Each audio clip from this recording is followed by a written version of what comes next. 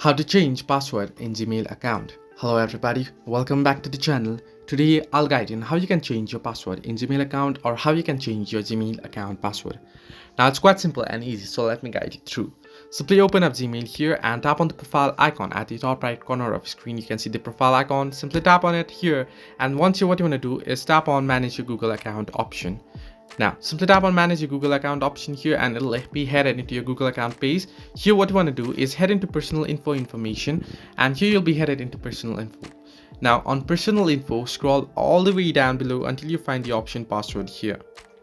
Now here you can see the password option, and there it says it was last changed 24 May of 2019 here. Simply tap on it and here it'll ask you for old password for security. Now all you have to do is enter your password, enter your older password, and then tap on next, and then enter your new password and confirm your new password, and once you do it, your password will be changed. So this way you can change your password in Gmail account. Hope this helped you. Do like and subscribe, and do not forget to leave a comment down below if you have any further issues.